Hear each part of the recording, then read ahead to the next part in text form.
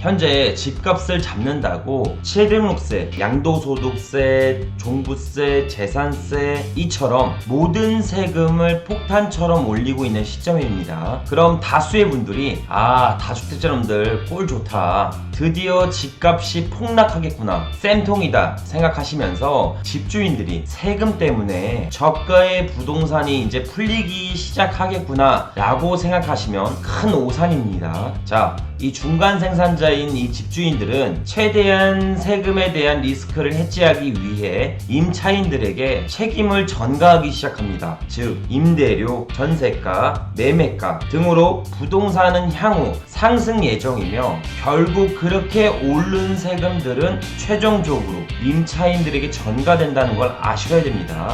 그럼 결과적으로 정부는 세금을 인상하면 인상할수록 부동산 가격은 올라간다는 이야기죠. 정부는 세금을 올리면 세수 확보가 돼서 좋고 비난은 집주인들에게 돌아갈 거니까 크게 반발 없이 세금을 확보할 수 있는 좋은 수단이 됩니다. 오늘 이 영상은 여태까지 생각하고 있던 나의 생각을 깨트리며 더 이상은 속지 않게 해드리도록 하겠습니다.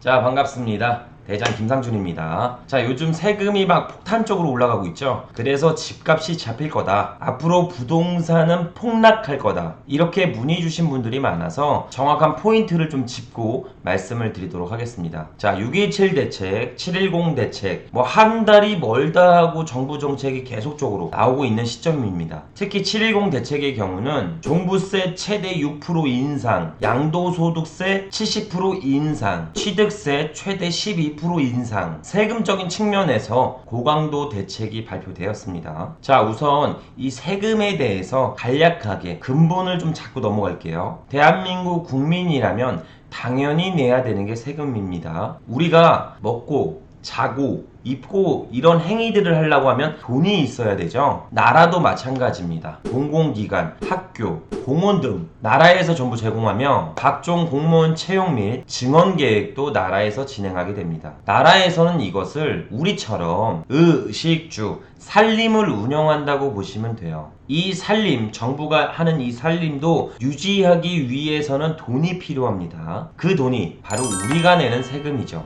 즉 국가를 유지하고 국민의 발전을 위해 국민들의 소득 일부분을 국가에게 납부하는 돈이 세금이라고 보시면 됩니다. 자, 이 중 부동산 관련된 세금, 종부세, 취득세, 양도소득세 이런 것들이 올라가면은 저희는 좋아하죠. 꼴 좋다, 다주택자놈들 망해봐라, 더욱더 올려줘라, 이렇게들 이야기합니다. 근데 중요한 건 이 생산자들은 세금 지출의 출혈의 리스크를 막기 위해서 소비자들에게 전가할 수밖에 없다는 사실입니다. 그것들이 임대료 상승, 전세 시세 상승, 매매가 상승으로 이루어지죠. 마지막 단계, 실제 소비자들은 어디에도 전가하지 못하고 올라간 부동산 가격에 직접적으로 출혈을 맞게 됩니다. 최종적으로는 국가만 세금으로 돈을 벌게 되는 케이스가 되는 거죠. 즉 표면상에 다주택자, 좀 더 여유를 가진 사람들에게 세금을 부과하는 것 같지만 최종적으로는 소비자들에게 타격을 받을 수밖에 없으며 일부 계층에게 세금을 올리는 것이 아닌 전체적으로 세금이 증액되는 현상이 나오게 됩니다. 특히 종부세 같은 것들은 많이 올려야 된다는 이야기가 많이 나오죠. 종부세는 부자세라고 불리는 만큼 일정 비율의 주택을 가지고 있으면 납부해야 되는 세금입니다. 이런 가이드와 규정들이 점점 축소되고 있고 실제 부자가 아닌 사람들도 타격을 받고 있습니다. 보통 생각하시는 분들이 나보다 부자이면 부정적으로 생각을 하시게 되고 꼴 좋다 하면서 시간은 지나면 지날수록 결국 본인에게까지 그 세금이 적용되는 걸 많이 보셨을 겁니다. 자, 예를 들어서 노후에 임대소득이라도 조금 만들어보자 이렇게 생각을 하시고 조그마한 아파트 2채 정도 보유하고 있는데 재산세 상승, 종부세 상승으로 인해 노후에 다시 노동을 해야 하는 일터로 다시 나가야 되는 현상이 발생되고 있습니다. 진짜 부자가 아닌 이분은 급등하는 세금에 적절한 세금을 납부하고 있는 것일까요? 저는 아니라고 생각합니다. 뭐 반대로 생각하시는 분들이 더 많겠죠. 그래도 다주택자 아니냐, 세금 폭탄 맞아야 된다, 정부는 세금을 왕창 걷어서 우리 같은 서민들에게 꼭 돈을 써달라, 이렇게 이야기들을 하실 수 있습니다. 그렇게 거둔 세금은 정부에서 개인이 아닌 전체 국민을 위해 사용하게 됩니다. 그러니 나에게 돌아오는 혜택은 아마 극소수이거나 아니면 해당이 되지 않을 수도 있습니다. 이런 진짜 부자가 아니신 분들은 이 많은 세금으로 인해서 최대한 출혈을 막기 위해 1차, 2차 소비자들에게 리스크를 분담하게 됩니다. 그것이 위에서도 말씀드린 것처럼 임대료, 전세, 월세, 물가, 사용료, 관리비 등으로 생산자에서 소비자로 무조건 옮겨가게 됩니다. 지금 당장 안 느껴지실 수도 있으세요. 현재에는 그렇게 중요하다고 생각 안 할 수도 있습니다. 최근 3년간 국가는 경제적 재앙에 대비해서 돈은 무한대로 풀고 있고 국채는 바닥을 보이며 금리 또한 사상 최저금리를 기록하게 됩니다. 그로 인해 활용할 수 있는 모든 세금들을 증액하기 시작했고, 이렇게 정부가 올린 세금을 바로 직격타로 받는 생산자들은 세금 증가에 대한 리스크를 최소화하기 위해 소비자들에게 이 리스크를 해지하기 시작하죠. 최근 3년간 부동산을 봐도 아실 겁니다. 서울은 45%가 폭등하고 경기나 인천 부분들도 25% 우상향했습니다. 이게 우연하게 혹은 장이 좋아서라고 이야기할 수 있을까요? 좀 더 깊게 생각해 보세요. 만약 나도 내 집이나 아니면 내 자식들이 시집 장가갈 때 한 채 구입해 주려고 1억 주고 아파트를 샀는데 재산세, 취등록세, 심지어 종부세까지 해당돼서 토탈 2천만 원이라는 세금이 불어났습니다. 그럼 이 해당 아파트를 초기 매입한 1억 원에 매도를 할까요? 아니죠.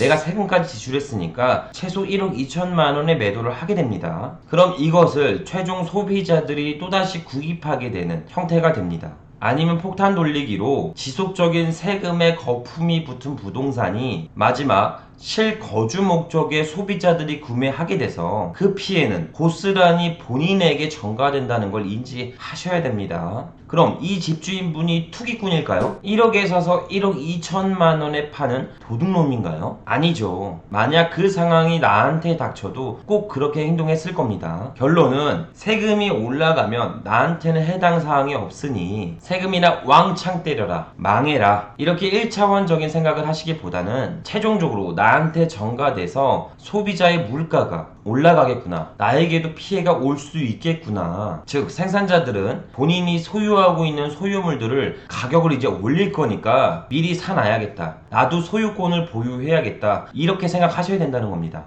집값은 단순하게 세금만 폭탄적으로 올리는 게 아니라 공급량 확대 아니면 다주택자들이 가지고 있는 매물들을 시장에 나올 수 있도록 유도하는 정책 방향이 나오지 않는다면 수요와 공급의 법칙에 따라서 부동산 가격은 상승할 수밖에 없는 요인이 됩니다. 그럼 지속적으로 상승하는 이 부동산 때문에 돈을 버는 사람은 누구일까요? 부동산을 소유한 사람? 혹은 임차인? 아니죠. 최종적으로 돈을 버는 건 정부가 되는 제로섬 게임이 시작되는 겁니다. 그렇게 정부는 곳간을 채우고 비난과 비판은 다주택자들한테 돌아가는 그런 꼴이 되죠. 나쁜 놈, 투기꾼, 집값 올리는 주범, 어떻게 부동산 투자를 1년 만에 몇 천만 원을 벌지? 이렇게들 이야기하십니다. 자, 결론을 말씀드릴게요. 세금을 지속적으로 올릴 때는 다주택자놈들 꼴 좋다, 세금 왕창 맞고 망해라, 이렇게 1차원적인 생각만 하지 마시고 정부가 부동산 세금을 강하게 푸시한다면 그럼 생산자들이 가지고 있는 이 소유물의 가격이 증가되고 그것이 소비자인 나에게 직격타로 돌아오겠구나, 그러니 나도 하루빨리 생산자로 빨리 대비를 해야겠다, 이렇게 생각들을 하셨으면 좋겠습니다. 세금은 일정한 사람들에게 적용되는 것이 아니라 나에게까지 그 적용 범위가 확대된다는 사실을 깨닫고 인지할 수 있는 그런 영상이 되었으면 좋겠습니다. 오늘 영상 여기까지 말씀을 드리며 저희 대장TV 시청하시는 모든 분들이 생산자가 되셨으면 좋겠습니다. 자, 항상 건강하고 행복하셨으면 좋겠습니다. 감사합니다.